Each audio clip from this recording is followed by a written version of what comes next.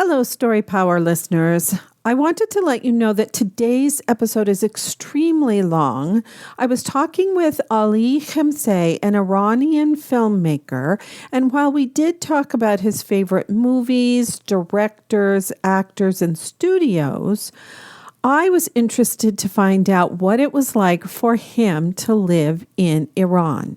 So we talked about the history, the different cultures, even politics, and the educational system. And I found everything we talked about extremely enlightening.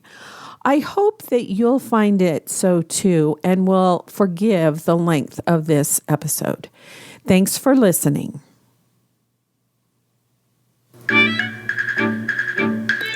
Welcome to Story Power, a bi-monthly podcast where my guests and I geek out about the stories we're passionate about in all different genres, styles, and formats. My name is Lucinda Sage-Midgorden, and I started this podcast during the summer of 2020 at the height of the COVID-19 pandemic. As I watched the reaction of my friends, family, and social media circle, I noticed that many people turn to stories for comfort and help in making sense of the craziness going on around them. My goal was to do the same for my listeners, but as I chatted with my guests throughout the first year, I discovered that their personal stories were the most fascinating thing about each episode. Neil Gaiman says, "Fairy tales are more than true not because they tell us that dragons exist, but because they tell us that dragons can be beaten." I now know that sharing our experiences with others helps us defeat our own dragons. It is our stories that connect us to one another. Let's see what wisdom today's guest has to share with us. Today is episode 41, and I'm talking to Ali Khamseh. So, Ali, welcome to the show. Well, thank you for having me. And I'm so excited to talk to you because, as I said a little bit ago, we have a lot in common. I'm not a filmmaker, but I love films, and you love films, and you're Yes. a writer. And so I just want to talk about all of that, all of you, the things you love. Well, it's mostly revolves around movies, and movies are like my biggest passion. Mm-hmm. And so, yeah, it's mostly around movies. Oh, great. Now, you live in Iran, and I have a question for you. Is it desert where you live? I live in the city of Tehran, which is the Oh, capital of Iran. Yeah. uh-huh. It's a mixture of mountain weather. I don't know how to convey it. Yeah, but it's close to the deserts because Iran has one of those varying climates. Like Yes. there are deserts in the east, but there is a lot of mountains in the west. There is a very humid weather in the north, and Tehran is somewhere in a mountain, like it's on a mountainside, but yeah, it can get very hot, I'm saying. The reason I asked you about that is because I live in Arizona, and we live in the mountains too, and it's desert, and Arizona has forests, and we have a lot of different ecosystems as well. So I was wondering if it was sort of similar.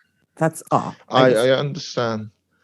To be honest, my understanding of Arizona is mostly the movie with Johnny Depp. Which one? I'm sorry, I don't remember the name It's okay. off the top of my head. I think it was Arizona Dream. Oh, Arizona Dream. I'll have to look that up. Well, yeah, a lot of Westerns were filmed in Arizona too. So, and I know you like Westerns. So now I wanted to get down to the whole thing about how you got into filmmaking. And you said, or it's on your Podmatch profile, that you have some short films. And I was wondering where people could find those. Do you want to talk about that? First, let me tell you where you can find. It's not really a short film. I'm starting to upload some of the stuff I made, Oh, mostly student films. So, uh-huh. don't get your hopes high. They're not very good, but the other stuff I made when I was a film student, I'm starting to upload them on my personal channel. You can find them. It's my name, Ali Khamseh. And I think I need to send you a link because my YouTube channel is not very big. But you can find them there. It's my debut film. It's a 70-minute long movie about Hammer Horror Pictures and Christopher Lee. That sounds interesting. Well, thank you. The only problem, though, is that it's in Persian. I'm working on a subtitle for it, but it's going to take a while before I can get it there. And I do have a kind of an obsession with Christopher Lee because on that same YouTube channel, you can find my first documentary, which is about Christopher Lee as well. Oh, wow. That's so cool. I remember having nightmares after seeing him. And I think he's the one that played Dracula for Hammer Films way back in the, I think it might have been in the 60s. Yes, the first one was in 1958, and then the rest was in 60s. Up until the 70s, he was like in early 70s. He was also Dracula. Those movies are not very good, the ones made in the 70s, but some of the 60s ones are actually kind of interesting. I really like them. Yes. Well, I remember my brother and we lived in this really small town that actually had a movie theater. This was when we lived in Washington State in the northwestern part of the United States. And we went on an Saturday afternoon to see Dracula. It was one of the Dracula films. It wasn't the first one. And I had nightmares that night, I remember. Well, I'm sorry. I understand he was like very scary at the time. I've heard people fainting in the movie theater and all of that. Oh, no, I didn't faint. But, I was 13 or 4. I might have been 14 years old. So, and I'm a highly sensitive person. So sometimes those kind of movies just, I can't watch them sometimes. Yeah, I completely understand. But he and Peter Cushing did all kinds of stuff for Hammer Films. Yeah, one of my favorite ones, which is Christopher Lee. Peter Cushing sadly is not in that movie.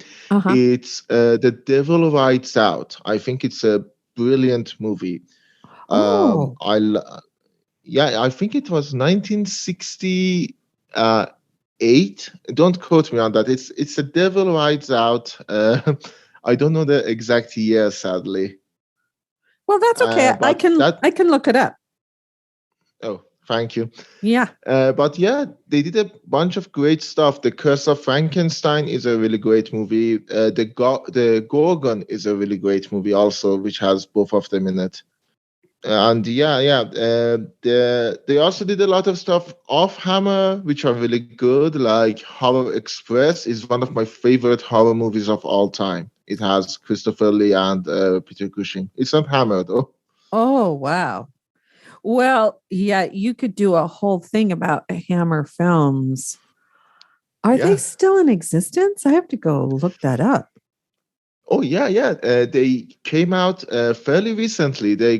I think they got bankrupt in late 70s. Oh. And fairly recently, in the 2000s, they had a resurgence. Oh, cool.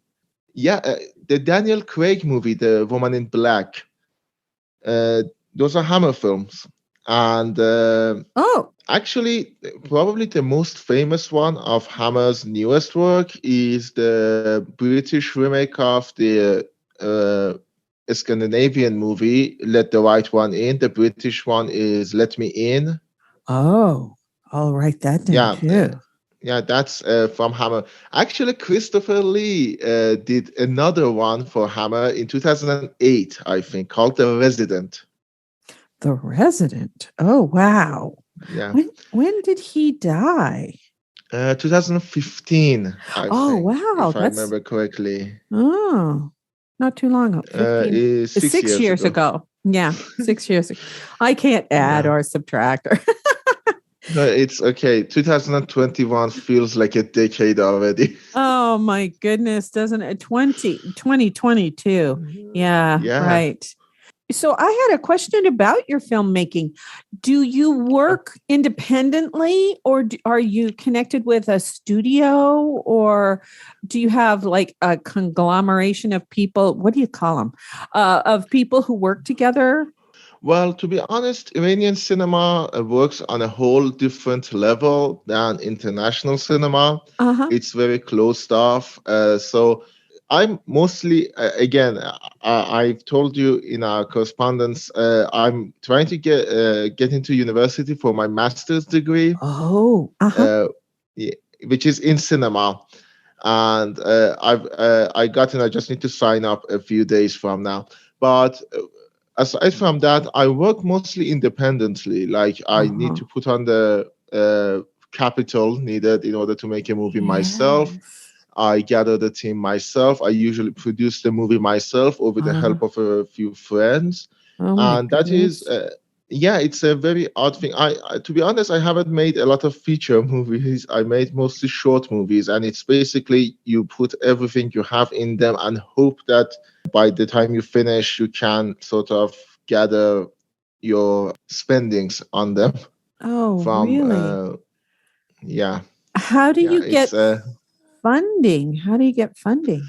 I do a lot of freelance writing, Oh, which is one of the ways. Yeah, I have a bunch of other jobs trying to fund my movies. oh yeah.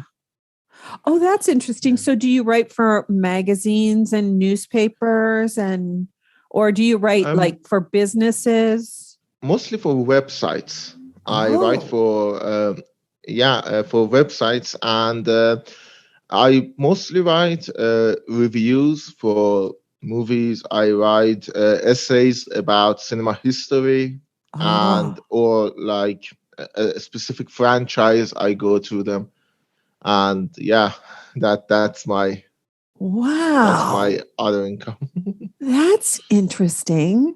So do you write those in Persian or are you writing them for like Western consumption or I'm writing them in Persian mostly uh-huh, because uh-huh. again, it might. I'm not trying to really go there, but Iran is sanctioned, so I can't really write for outside of Iran Oh while I am in shoot. Iran. Oh shoot, that's Yeah, right. Yeah. Darn it. Cuz I want to read those. I'm uh, I'm sorry about that. No, it's okay. Eventually, maybe everything will somehow we'll get it together and learn how to live with each other, and I'll be able to read your stuff. I hope so too. There are a few of them that I really love, and I might translate them one day to English because I think I've done a good job on a number of them, Yeah. including one about Western movies, which was a long essay I wrote about how the comic book movies, the Mhm. superhero movies, are Mhm. basing their heroes off the Mhm. history of the Western movies. They're Mhm. following sort of a parallel. Mhm. Yes. I also think that sci-fi, at least in the United States, sci-fi movies also kind of have some of those same, we call them tropes, same Western tropes. Yeah, Yeah. the biggest one is probably Star Wars, the Mm-hmm. original one. Mm-hmm. Is literally a space western. Like Mm-hmm. Mm-hmm. it has a saloon, which is a Mm-hmm. cantina. It has outlaws. It has the Mm-hmm. lone cowboy. It has all of them. Mm-hmm. Yes, right. Exactly. Yeah. And there was a television series called Firefly and the movie Serenity. Seren, yeah, Uh-huh. And that was definitely Western in space. yeah. That is also very western. The thing is, Western aesthetic and Western stories are just so easy to connect with. I think a lot of Mhm. movies that are they don't even look Western are actually have Western elements in them. For example, 2017 Logan is literally a Western. Mm-hmm. Are you talking about Logan, the X-Men Logan? Yeah, the last Hugh Jackman Yes, X-Men movie. right. Yeah, and Patrick Stewart. Oh, yes. Yeah. You're right. You're right. It is. It's been a while since I've seen it. I have it though. I own all the X-Men movies.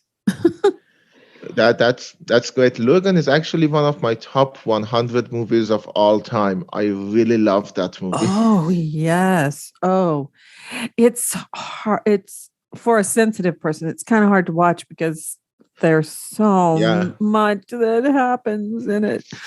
Tragedy. But yes, I mean, some of the themes are, because I'm getting older and, when your body and your mind start breaking down, my mind hasn't broken down yet, thank heaven. But it's difficult to navigate that, and that's one of the things that Patrick Stewart's character's Xavier is going through is, he's kind of losing control over his life a little bit. So yeah, I can understand, and it's one of those things that I'm not really looking forward to. It gives me a lot of anxiety to think about. Well, when I turned 60, I felt like, it's like I had a whole new outlook on life. I don't know why. It was, oh, yay. Now I get to do some things that I've always wanted to do, but now I have the confidence to do it. And yes, I have more aches and pains, but it's kind of it's a lot more productive part of time of my life. So yeah, I mean, I suppose some people don't get that, but I understand. Yeah, I understand.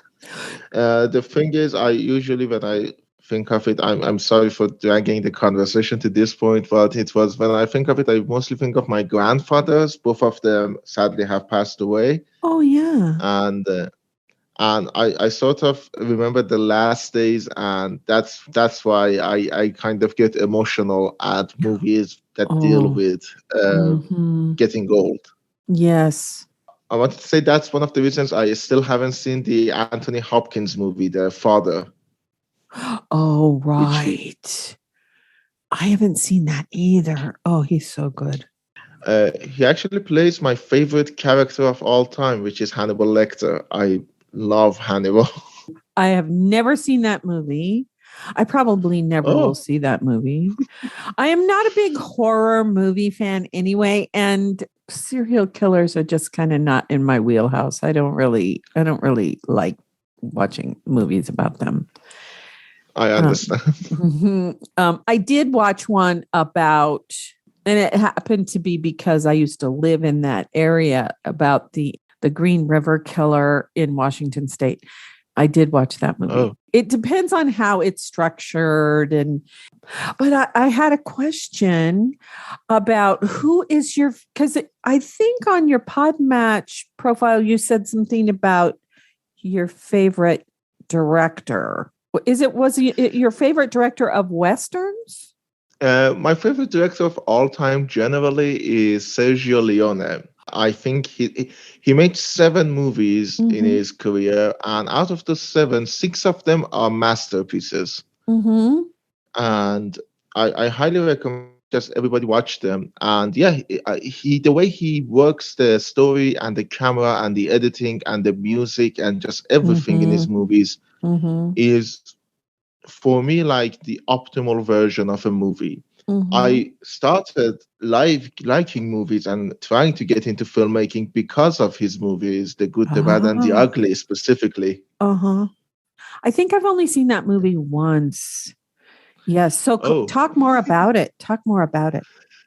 Well, I've seen it start to finish, I think over 40 times at this point.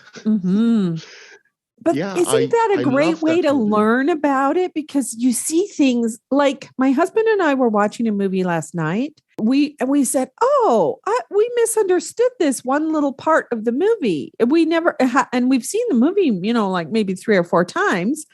And then it was like, Yeah. oh, well, finally got that.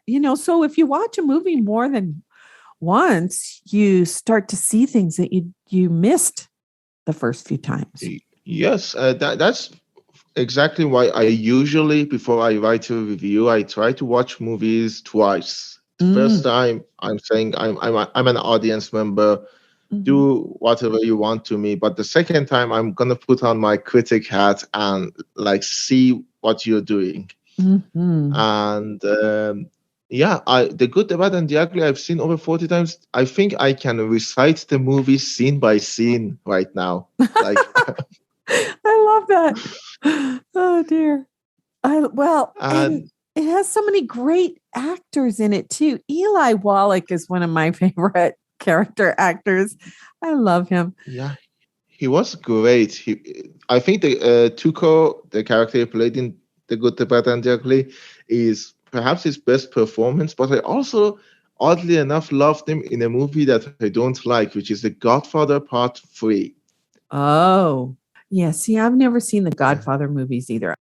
I do recommend the first one, though. I think Godfather Part 1 is like one of those movies that it has the perfect script. I think it shows what storytelling in movies can do. I understand it gets a little bit bloody in the middle, but it's still something I do recommend if you like one day you're feeling really good and you're ready to waste like 3 hours. Waste? No, watching a movie is, to me, well, unless it's just a really bad movie. But watching a movie to me is never a waste.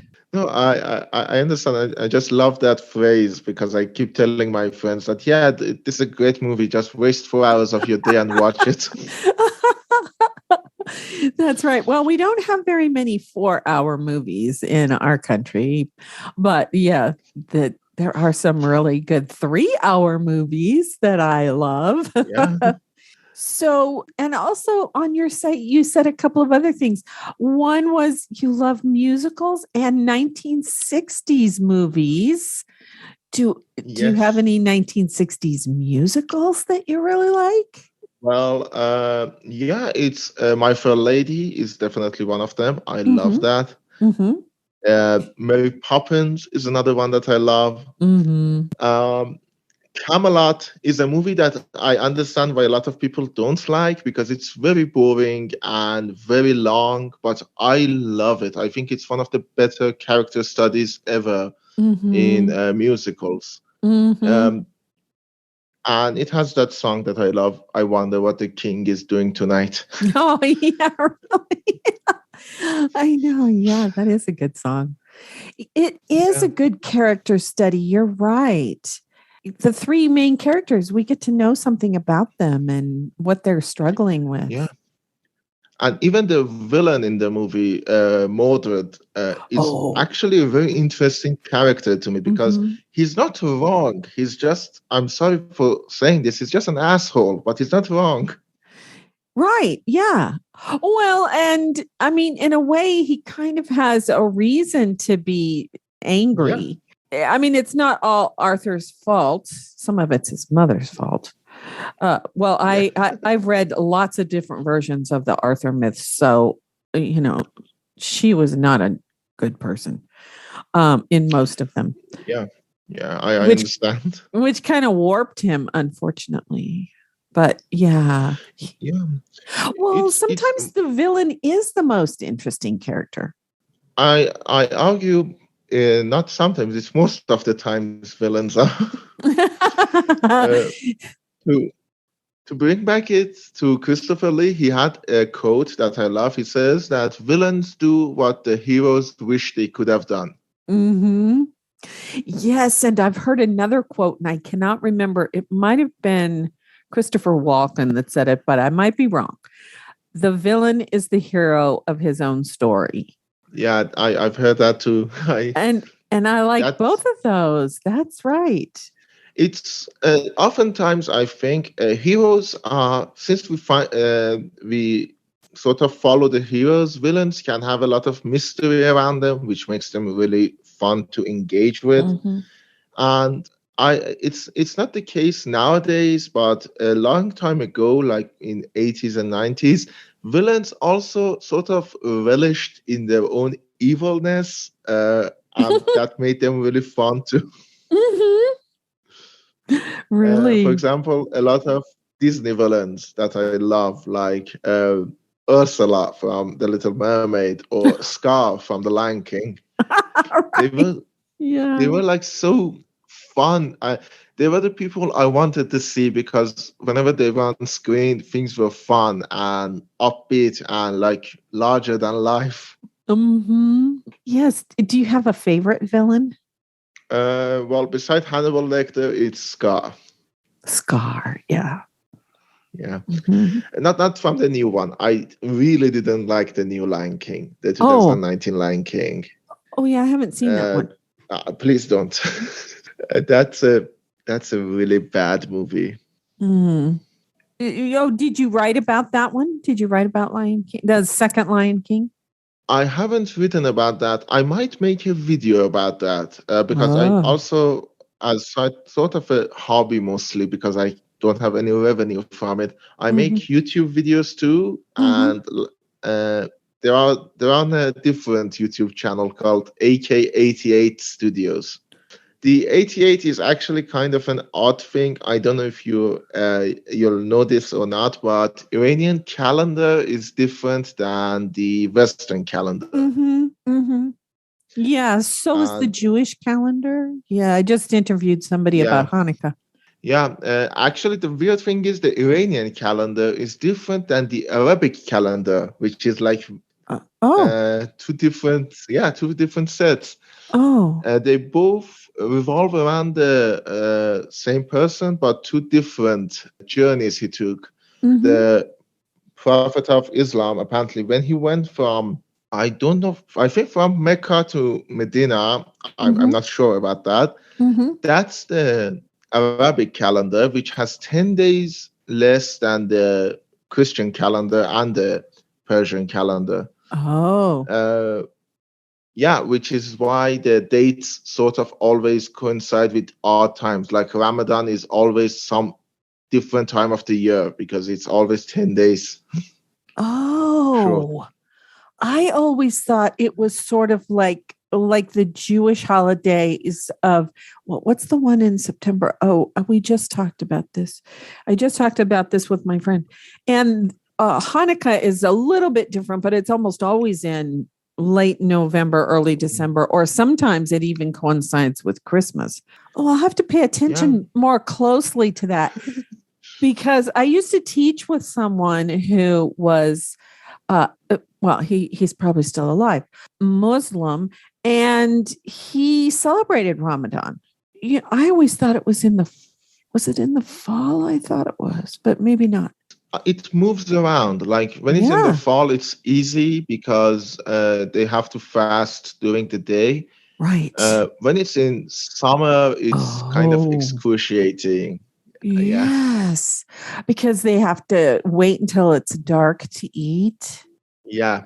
And Oh, honestly, I'm not very religious myself. I don't mm-hmm, mm-hmm, celebrate any of that, but mm-hmm, my family does. And when mm-hmm. it's summer, it really puts a strain on them. It's Oh, actually kind of ill-advised for a lot of people with health problem to fast. yes. So how do they Uh, do that? What do they do? they don't. Basically, they just say They don't we don't fast. fast. Yeah, they have like justification Oh, spiritually. okay, good. Because it could danger their But health if they fast. yeah, Endanger their there are health. a few people in my life that I wish they didn't because I can see the strain they put on them. But they believe they need to, Mm-hmm, and there mm-hmm, is nothing I can do to help them. mm-hmm. Yes, isn't that a hard lesson to let people do learn their own lessons or Yeah, make their own decisions when you are so concerned about them? Yeah, that is difficult. yeah. Oh, wow. Well, thank you for giving me information about that because I don't know very much about Islam. I Oh, was a religious that's okay. studies major, and I took world religions, but, I don't know a whole lot about it.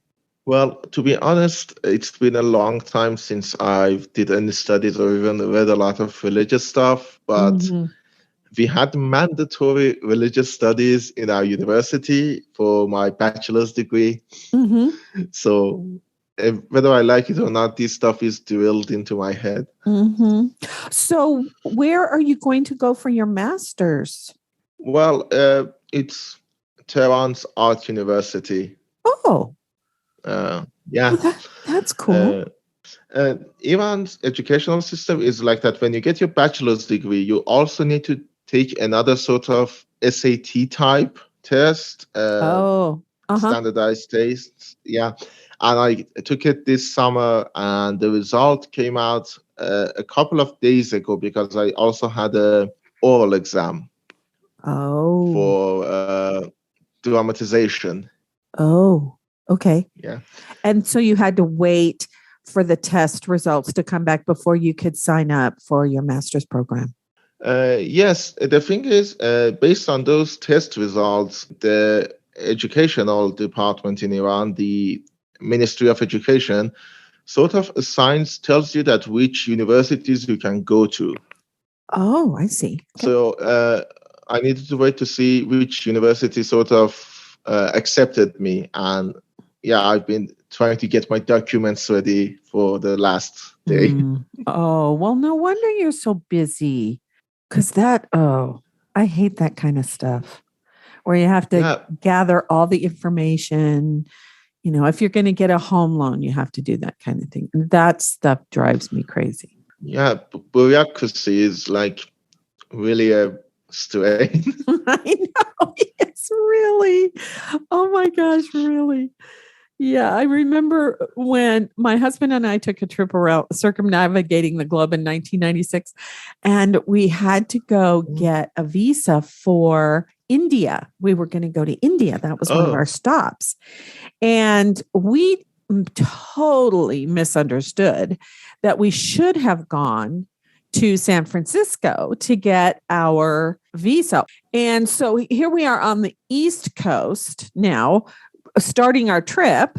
So we had to go to Washington, D.C., to the embassy to try to get our visa. And we fortunately had this wonderful travel agent, doctor kind of guy who helped us figure out how to get our visas, even though we were in the wrong location in the United States. And so we had to stand in line for couple of hours maybe to give our passports to them and to plead our case about getting our visas. And one of the things he said was, tell them you want to go to India and spend money. And so that, of course, that got it. Oh yeah, okay, we'll bend the rules and give you your visa. So then we had to leave our passports and come back in the afternoon.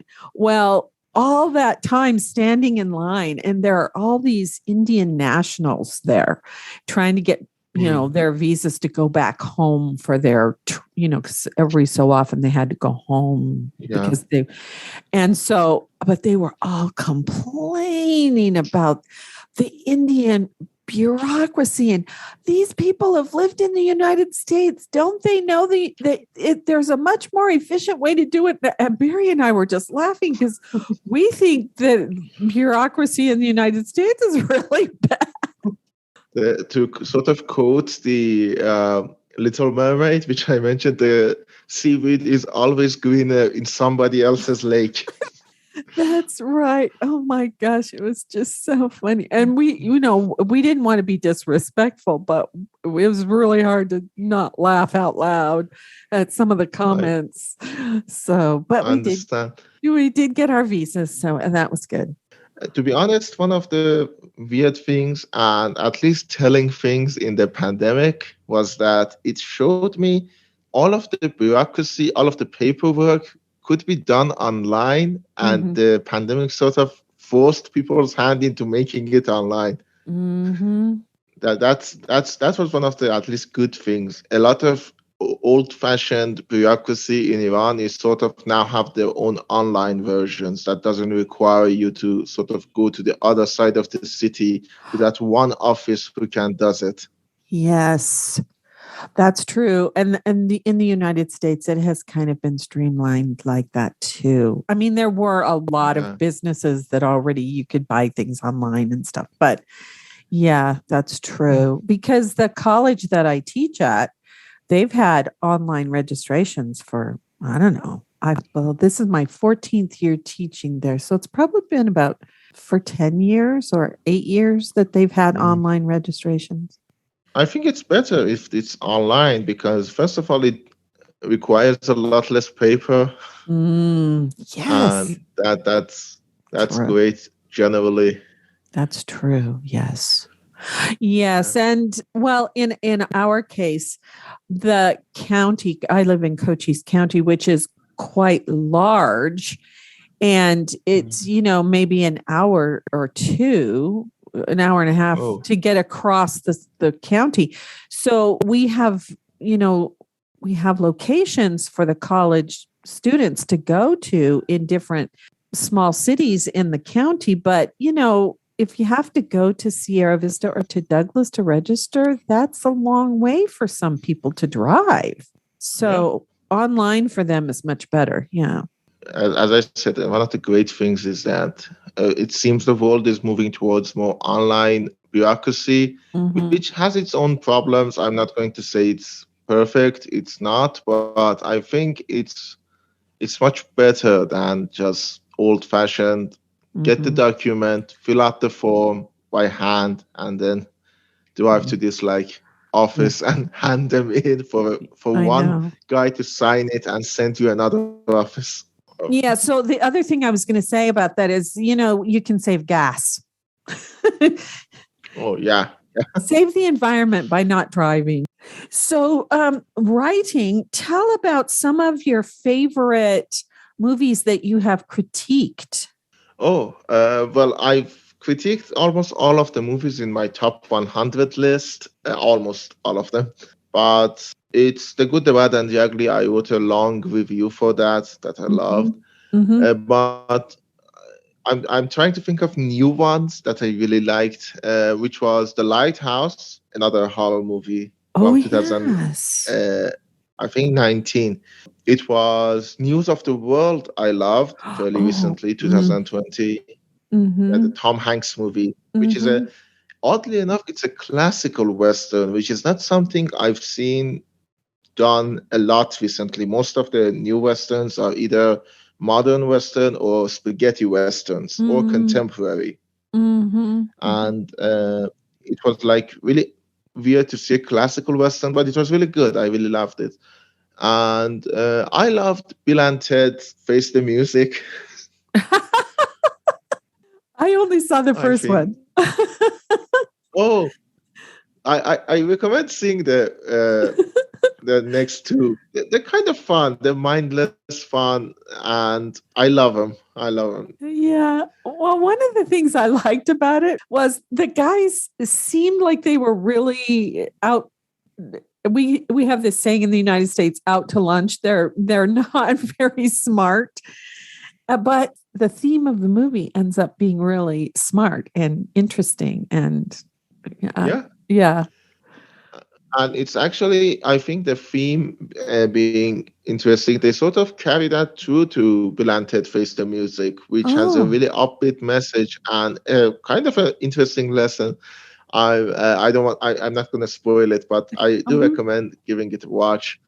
And the thing is, due to some personal stuff, I haven't watched a lot of recent movies that I'm trying to get to. I want to watch Pig, the Nicolas Cage movie. I want to watch Annette, which is from Leo Carax. I want to watch what was the name of the movie? I watched Suicide Squad, which I didn't really love. Yes, I've heard not very good things about that. Yeah, it's a worse version of Guardians of the Galaxy, which is a shame. Oh, that's too bad. Oh, Yeah. poor DC. They're not having a very Yeah. good. I Hmm. mean, it's one of those things that panic sort of gets you. They panicked after saying, "Oh my God, Marvel is sort of dominating us. Mhm. Let's put all of our eggs into one basket," and that basket kind of ruined them. Yeah. Zack Snyder. But yeah, I want to watch that movie. I want to. I'm sorry. I watched that movie. I want to watch Free Guy. Oh, right. Oh, I can see Ryan Ryan Reynolds. Ryan Reynolds. Oh, yes. He's one Yeah, of my favorite guys. He's so funny. I understand. No, I want to say that I think one of his most famous ones you probably didn't like. It was Deadpool, which Yeah, was needlessly gory. Deadpool was not. I think I've seen parts of it, but yeah, that wasn't one of Oh, my favorites. But he played this really interesting part in a movie called The Woman in Gold. And it's about oh, a woman, she's a Jewish woman, and she was, Klimt is the artist's name. I can't remember. oh, Gustav Klimt, is that his name? He painted her, or a relation of oh, hers, before World War II. And it's, he used that gold paint. I have a card this was before all the rights were taken away for this, but somebody gave me a greeting card that's one of Klimt's painting, and I have it up on my wall. And so she was trying to get that painting back because it had been confiscated by the Nazis. And oh. yes, and Ryan Reynolds plays her lawyer. And he still has that sort of irreverent kind of attitude, but he helps her get the painting back. It's a I really, need to check it out. I haven't yeah. seen that movie. I need to watch it. To be Yeah. honest, this is kind of a hobby of mine. I love movies about World War II. Oh, yeah. I can't remember who plays the woman that's trying to get her painting back. It's not, one of those that a blockbuster movie, but I thought it was very interesting because, there were a lot of people whose property was confiscated, and it Yeah, was really difficult for them to get it back. So yeah. the family, because a lot of times, the people who actually really owned it in the beginning were killed in the Mm. concentration camps. But yeah, if you like Daniel Craig, you might like a movie called Defiance. Have you seen that movie?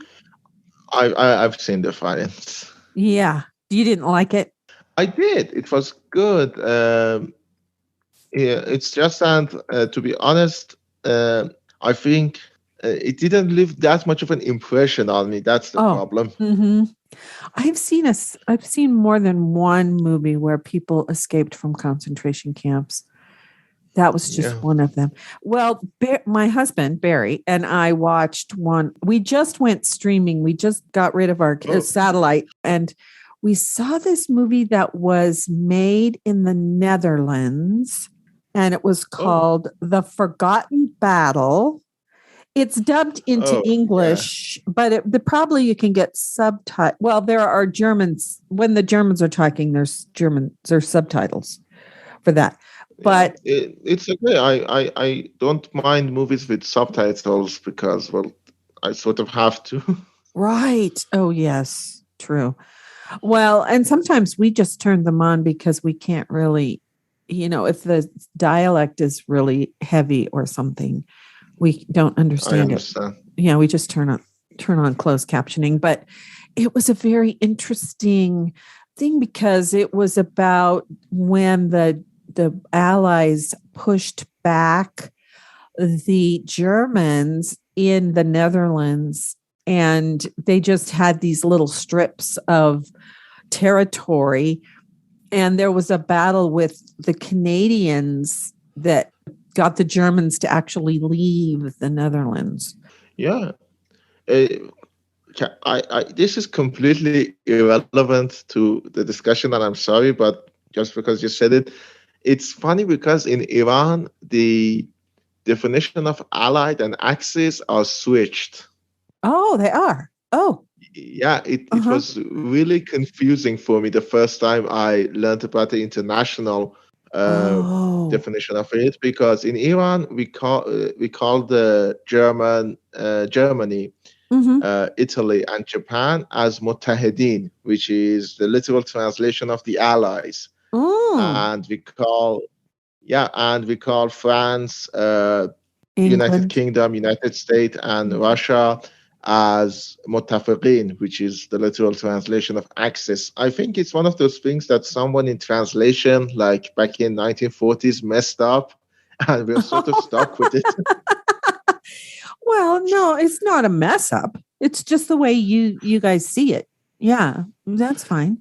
Not really, because actually in Iran, at the time, the Shah of Iran was Reza Shah, which was the father of the Shah of Iran, which I think you might remember before the revolution of 1979. Yes, I do.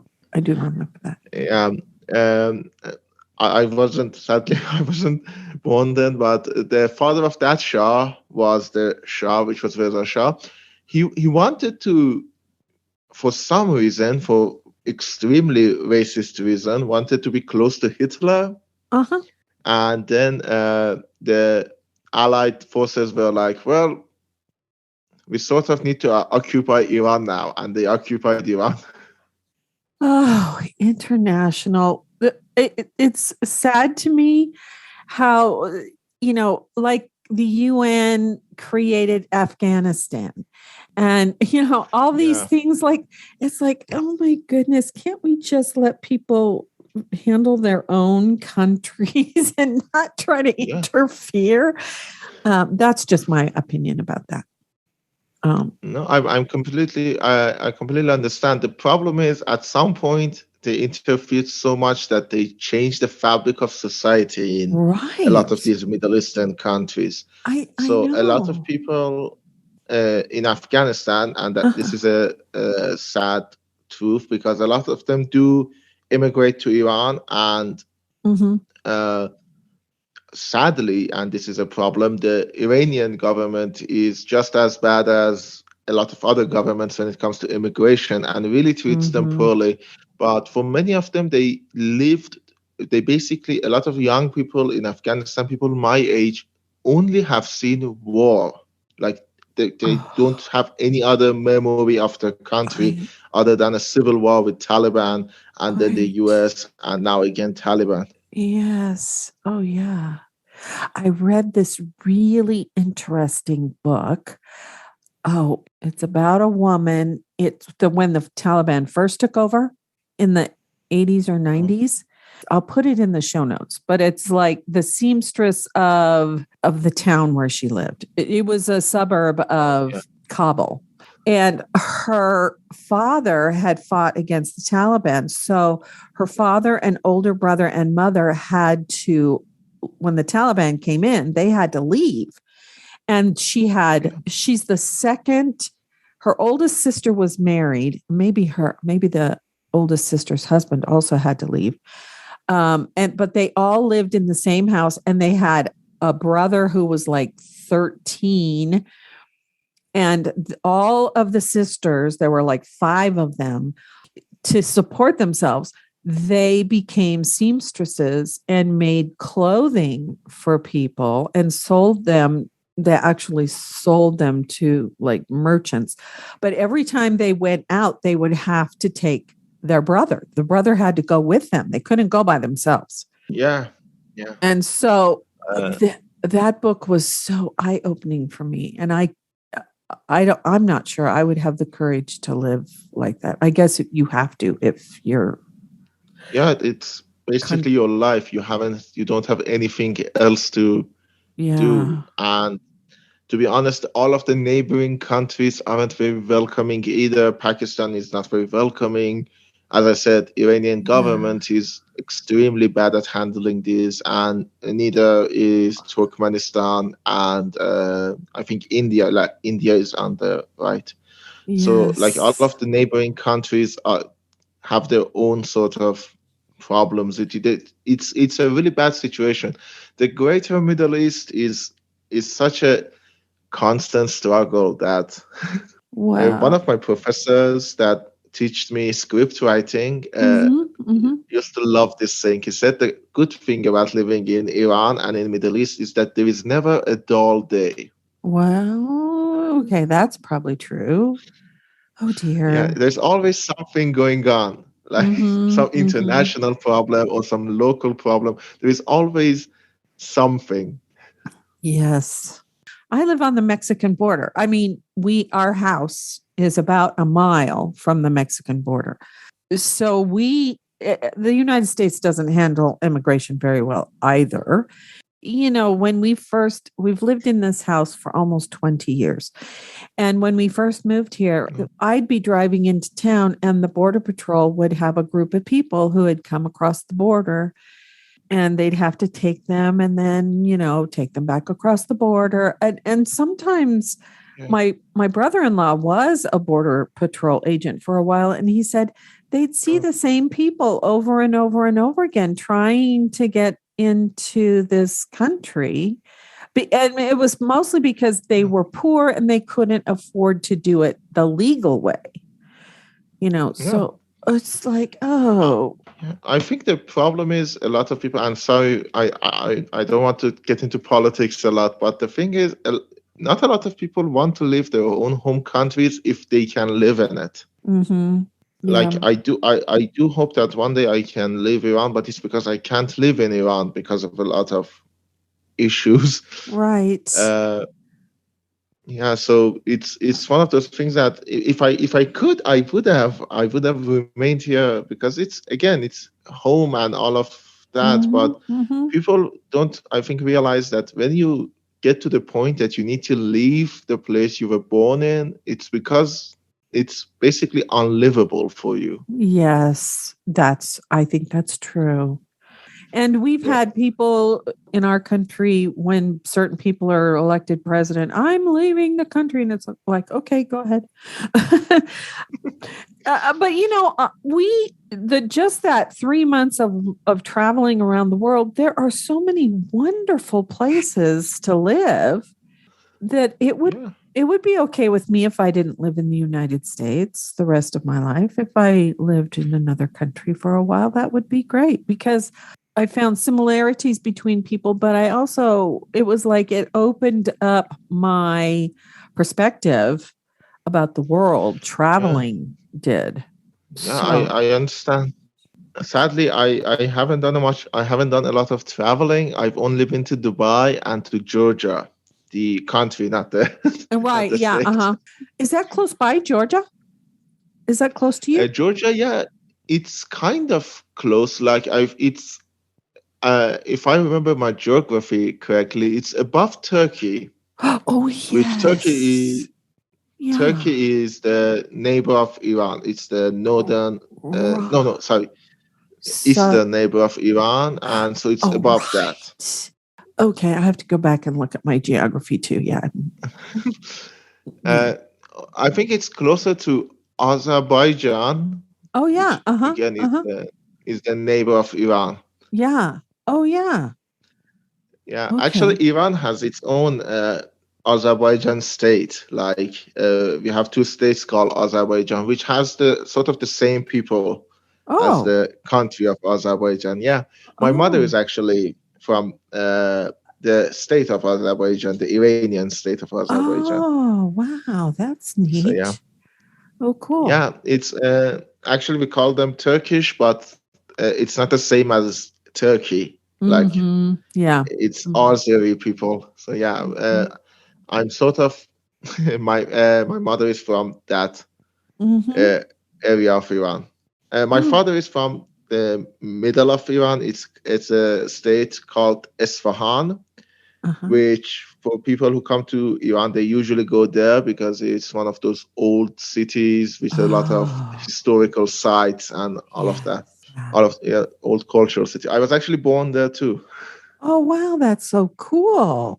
I've read a couple of books about the trade in the Middle Ages of how there was such rich trade and so much learning.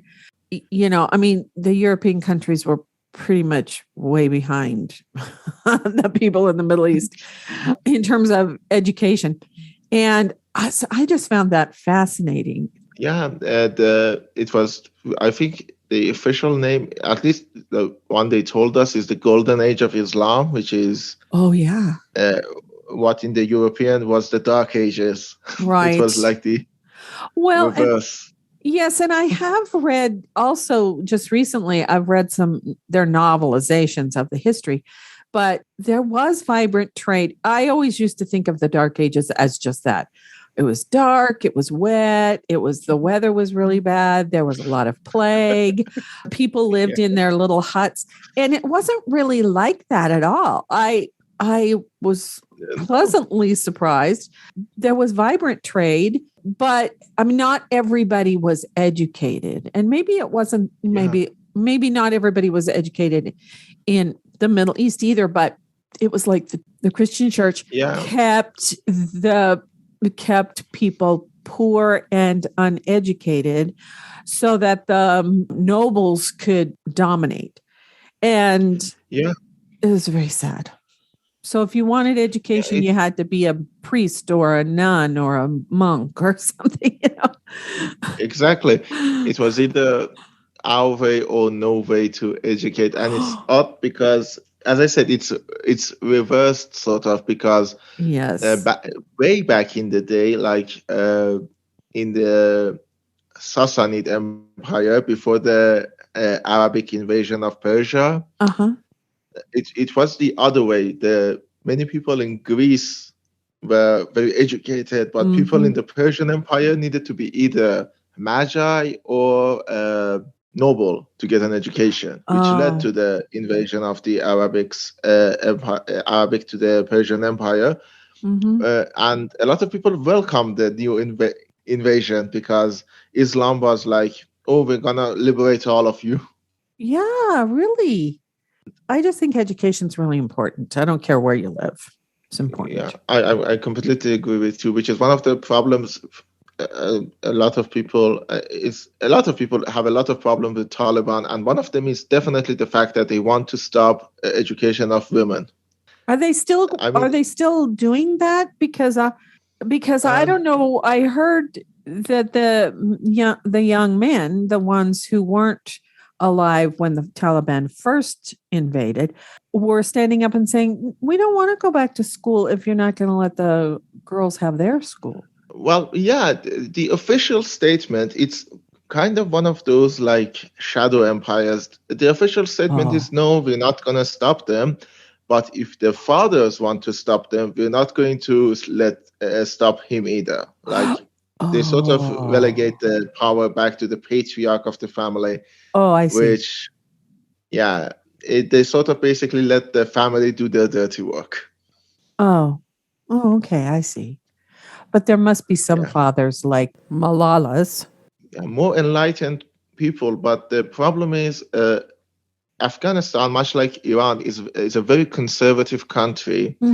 And so a lot of these old patriarchal ideas are very prominent there. I've seen it in Iran. I've seen in Iran that the fathers of the family who didn't let their daughters get an education because in their mind, why would they need it? And it's a very outdated idea. Well, it used to be like that in the United States too. Women didn't go to school. But of course, that changed pretty quickly. It's one of those things that I'm sorry for cutting you off. No, go ahead. I'm saying it's one of those things that, again, the revolution of 1979, the biggest thing it did, it sort of cemented the idea that the man of the house, the father of the family, is always right, no exceptions. Oh, and it's sort of which is not a good idea, especially in a lot of, again, oddly conservative countries. I'm sorry for driving the conversation to this point. If you want, we can talk about something more upbeat. Because Well, no, I'm glad. I mean, even if I don't keep it in the podcast, I am fascinated to hear your point of view because we don't hear a lot about what actually people are experiencing living in oh, some of these countries in I our understand. news and stuff. So, I yeah, understand. I'm interested. I'm interested to hear. This is kind of funny that again my professor used to say is that the weird thing about Iran is that to the right of it is Taliban, to the Uh-huh. left of it is ISIS, and Uh-huh. Iran wants to say I'm not any of them. Like we're stuck between a hard and a rock place, and we sort of try to Oh, not succumb to any yeah. of them. Well, I guess there's nothing perfect anywhere. Wherever you live, Yeah. it's nothing's perfect. Yeah, but that's one of the reasons I love stories and storytelling because it lets me sort of not live where I need to live and get out Right. of sort of my own consciousness. Mm-hmm. Uh, I think movies do this better than any other form of art because they're a collaborative effort of all the other preceding arts before them. Mm-hmm. Mm-hmm. Mm-hmm. Like it's the art form that includes all the other ones. Mm-hmm. It's great to look at movies and realize that yeah, they can make me feel stuff that I might never feel otherwise, or live in worlds that I might never live otherwise, and I can just Right. Yeah. feel that. I might never. I know, and sorry for saying it like this. I know I will never be a mother, but I can watch a movie about motherhood and get the feeling that Mm-hmm. the woman is feeling in the movie. Yes. No, I agree with you. I have 2 degrees in theater, and theater's the same Oh, way. It's all of the arts come together to create that. To yeah. create the production.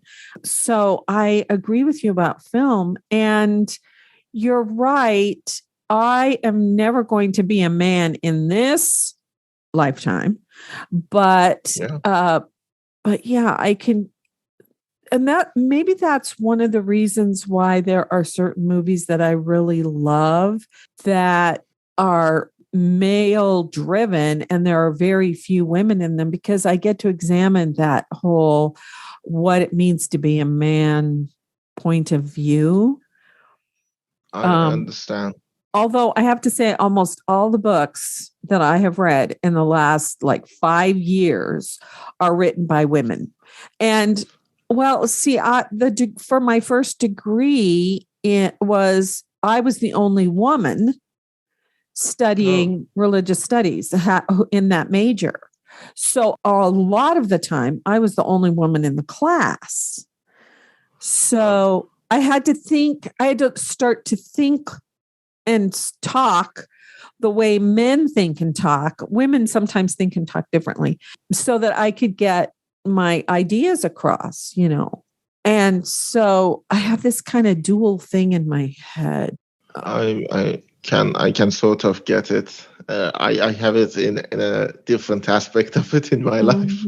That's one of the things I love about stories, though, is like hearing your story, I get a little bit better perspective about what it's like to live in Iran or to have that heritage in the Middle East and the Eastern countries and how your religion and your politics have evolved. It's a little bit, I don't understand it completely, of course, but it's good to get a little bit different perspective about that. So that Yeah, I'm glad I to hear your I story. understand.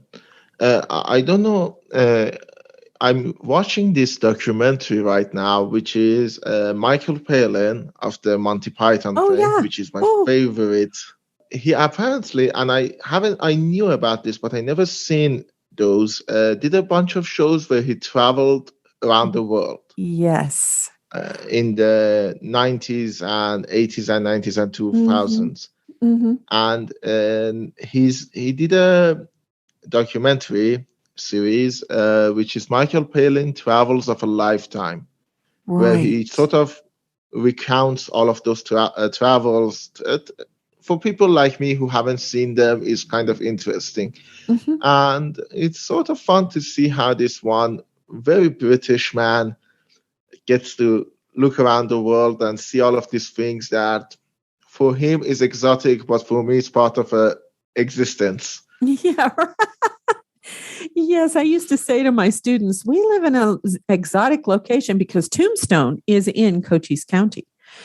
Oh. And so there's Tombstone, Cochise stronghold is in the Chiricahua Mountains, which is where the Chiricahua Apaches, held off the U.S. cavalry for a long time.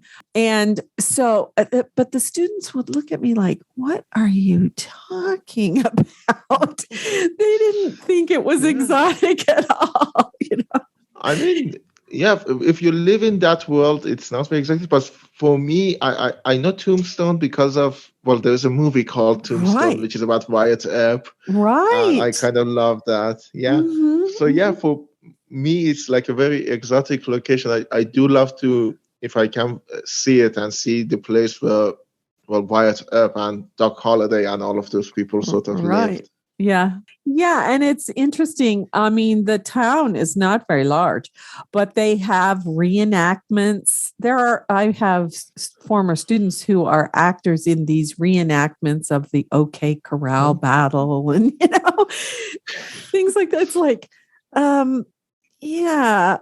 I mean, in a way, it's sort of sad that they don't expand any other, into any other. Well, I take it back. There have been like television shows, Western television shows that have centered their filming in Cochise County and used Tombstone. And I don't know. I guess I'm more progressive. I like to look forward and see how I can expand my life instead of looking back. Yeah, that's a great attitude, I think. I love history, but I always say I love it as a sort of a guideline for the future rather than a forgotten past. Like I don't need to go back. I just need to look at what was back there to sort of formulate my future. Right. And to say, oh, I'm not going to make that mistake. Yeah, exactly. Don't want to make that mistake again. Yeah. Right. Which is why I don't like a lot of people, especially in Iran, who have this idealized version of very ancient history and are not letting it go. Like, it was, we had an empire, but it was like 2,000 years ago. Right. It's not going to happen again. Right. Yeah. And in the United States, we have that sort of that same thing. I mean, we are a really young country compared to lots of other countries in the world, but there's still that whole idea of, and we're facing some of that problem right now. Oh, we want to go back to the 1950s or whatever. And I'm sorry, I don't want to go there. I understand. To be honest, at least from an outside look, if it helps, I don't know. When people say they want to go to the 1950s, I think they don't realize why a lot of people, including like a lot of marginalized communities, like the African American community, the LGBT community, a lot of women and people like that don't want to return to 1950s. Right. No, they don't. Well, I grew up in kind of an unusual family.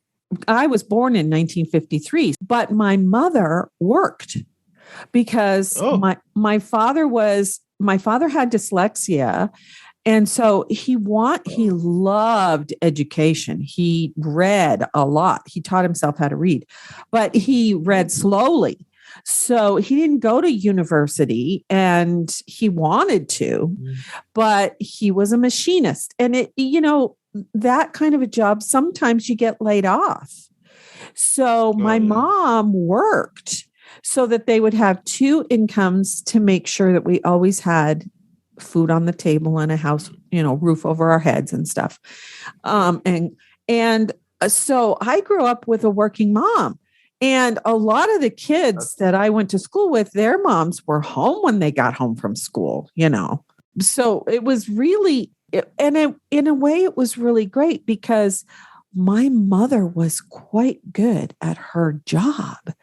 She went to a business high school. She learned how to type and do shorthand and all of this stuff.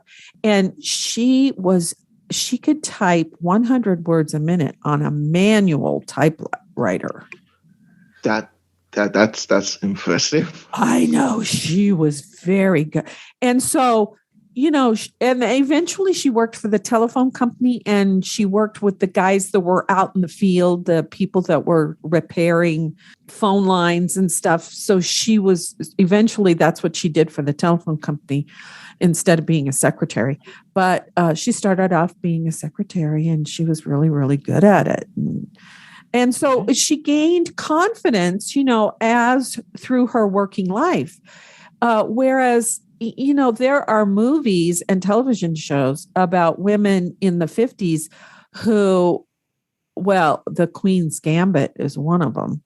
It's a television show where the woman, they drink because they don't have anything to pique their interest or to, help them grow or I remember that contrast in Mad Men, like the working woman in contrast with the stay-at-home woman.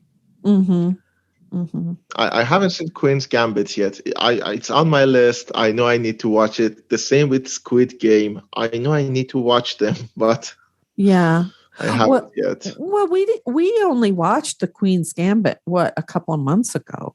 It came out quite a while ago, but because I'm really not into addiction. I understand. And so, but fortunately for her, she found her way out of that. But because, and part of her addiction happened because she was sent to an orphanage. And her mother and father were not married to each other. And so he didn't claim her. And I can't believe they did this, but in the orphanage, they gave them drugs, sedatives to keep them docile. That's how she got addicted to drugs. A lot of those older treatments are extremely inhumane. I know. When people, I can't believe at some part of human history, we all looked at lobotomy as a legitimate treatment. That's extremely harsh. It sort of makes me lose hope in humanity that we all looked at removing a part of a human's brain as a way to quote unquote fix them. I know. That's really horrifying for me. And and again, that's I think what makes telling stories about those times interesting, because we can look at how harsh things were, but we don't have to live in it anymore. We just look at it. Yes. Hopefully we don't have to live in it anymore. Right. Well, there are people in this country who are trying to go back and not let women choose abortion or choose lots of other health decisions that women have to make. But I do feel hopeful that eventually we're going to go back to the more progressive. I understand. As for Iran, well, imagine the worst version of a U.S. conservative politician, and that is the Iranian government. So there are so many things have happened in the last few years in the United States that people went, like the whole Harvey Weinstein, Bill Cosby, Roger Ailes scandals, and women went, oh, good. It revitalized the women's movement, which was quite strong when I was in high school.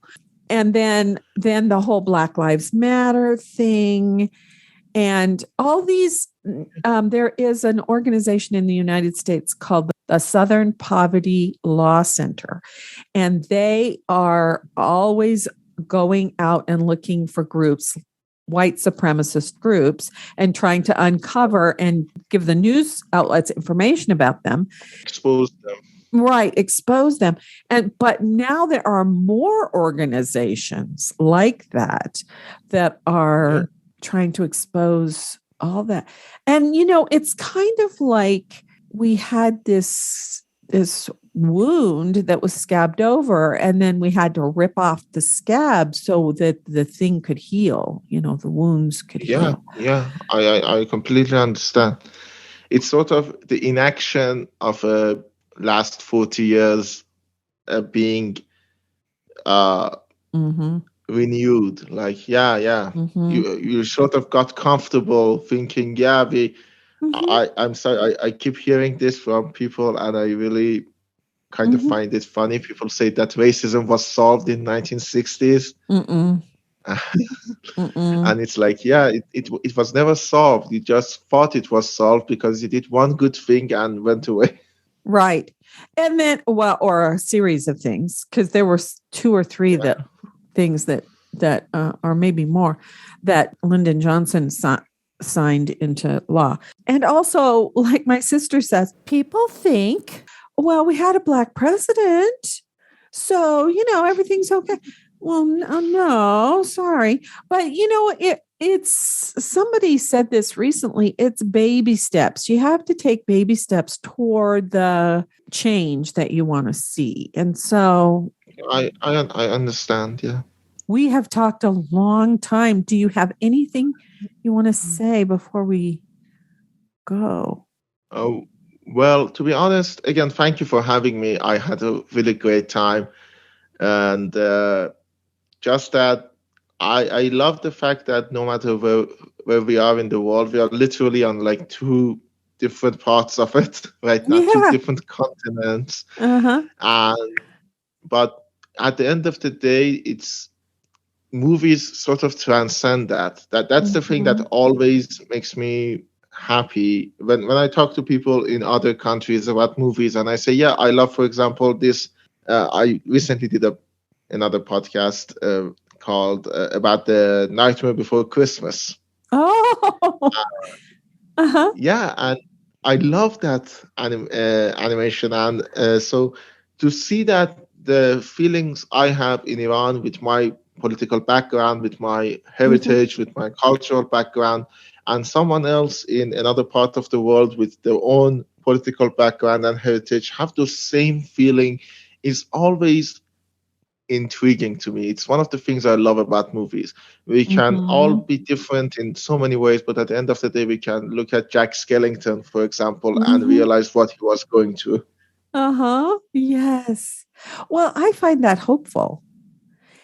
I find it really hopeful. And so it's nice for me. I mean, I grew up discussing movies with my family, and that's kind of what led me to theater eventually, was because I knew how to analyze a movie long before I even went to college.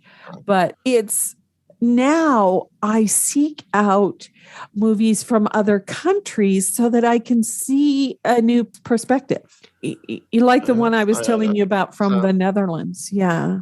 If you want, I can suggest some Iranian movies. Oh, that would be great. Yes, do. Well, to be honest, I don't know how easy it is to find Iranian movies. There is, but if I need to mention one, it's because it's recently got sort of a resurgence because of the Martin Scorsese Foundation. The negatives were restored. Yeah. It's a movie called Ragbar, or the literal translation of it is Downpour by Bahram Beyzai. It's a great movie. It's one of my favorite Iranian movies of all time, and I do really recommend it. And I know it's easy to find because, again, Martin Scorsese Foundation did sort of a restoration of the negatives, and it has English subtitles as well. I actually tell a lot of Iranian people who haven't seen it that if you haven't seen it before, now it's the time to see it because it's available in a better resolution, and like it's restored. Definitely go and watch that. I do recommend that a lot. So Downpour, is that the name of it? I can send you an IMDb link. Oh, okay. Okay, Martin Scorsese. Yeah, Martin Scorsese does a lot of work with Turner Classic Movies. That's one of our favorite channels. And so they might show it there. I don't know. It might. I know they did a lot of good things for a lot of older Iranian movies and a lot of Turkish movies, like an old movie from Turkey actually got restored. Yeah. I don't remember the name, sadly, but because I'm not a big fan of Turkish cinema generally. Yeah, I don't know if I've seen any Turkish movies. There are a few good ones, new ones, like Once Upon a Time in Anatolia is a great one. Nuri Bilge Ceylan. If I might have mispronounced his name completely, but he's the director. He's a good director, even though, as I said, I'm not a big fan of Turkish cinema. I think his visuals are always sort of breathtaking. Oh, yeah, and the cinematography is very important, I think.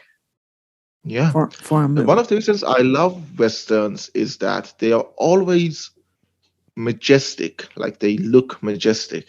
Oh, yes, that's true. Well, yeah, and John Ford loved filming in Monument Valley, which is in the southern part of Utah, northern part of Arizona. And I've heard about it. Yeah, Barry and I drove up there once. It is majestic. I mean, I remember when we were in India and we went to see the Taj Mahal. And when we first came through the gate, we went, oh, whoa. Well, Monument Valley is a kind of a natural whoa. Yeah. The Grand Canyon is like that too. And I grew up in the Pacific Northwest where there are lots of views of places that are where you say, whoa.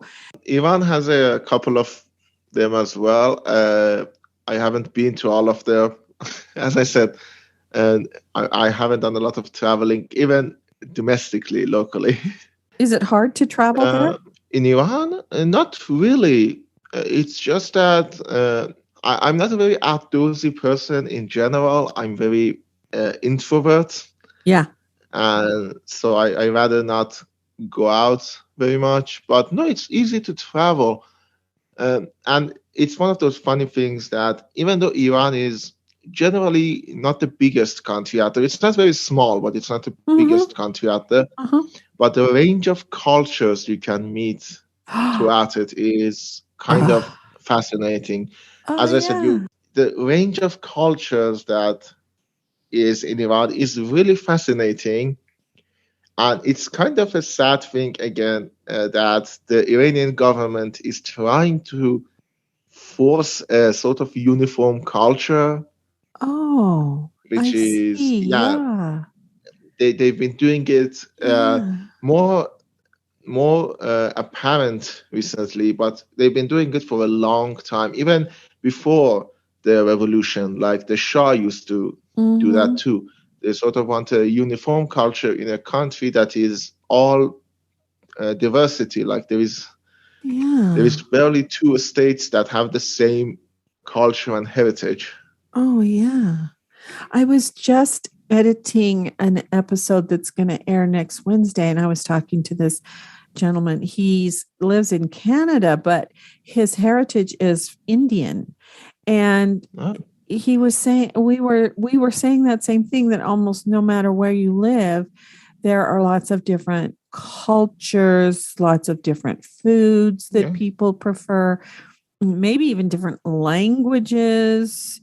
Not so much in the United States, but they have different dialects, at least, and terms, like idioms that they use.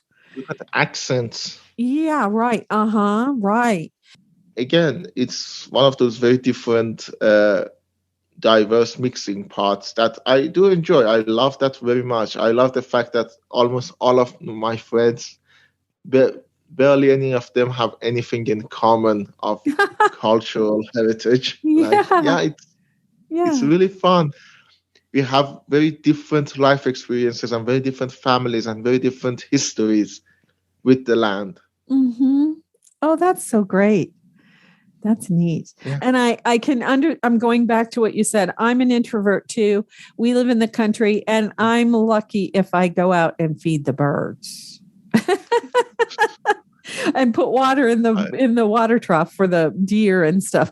I um, understand. I yeah, completely understand. yeah. But I mean, we occasionally we will take excursions, but yeah, I have to kind of.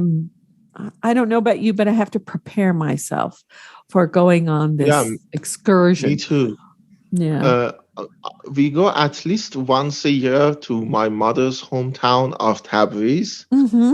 Mm-hmm. and for like a week before that and a week after that, I need to prepare for the travel, Right. go to the travel. Even though we're going to visit family, like I'm gonna literally, I'm in a home here, I'm gonna go in a home there.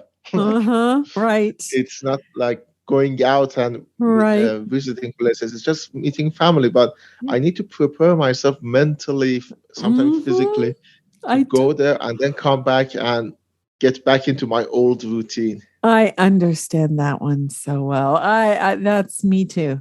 Ollie, I have enjoyed our conversation so much. Me too. Me too. Thank you for Yeah. having me. I had a lot of fun, and I hope I was a good conversationalist.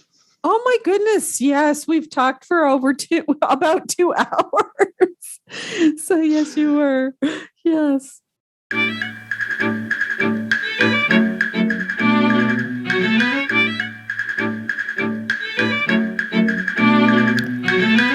I hope you enjoyed the show. If you like what you heard, please share it with a friend and give us a review on your favorite podcast app. It will help people find us. You'll find the show notes for this episode at my website, Sage Woman Chronicles at sagewoman.life. You can leave a comment there. And remember, as Philip Pullman said, after nourishment, shelter, and companionship, stories are the thing we need most in the world. Until next time, this is Lucinda Sage-Midgorden. Thanks for listening.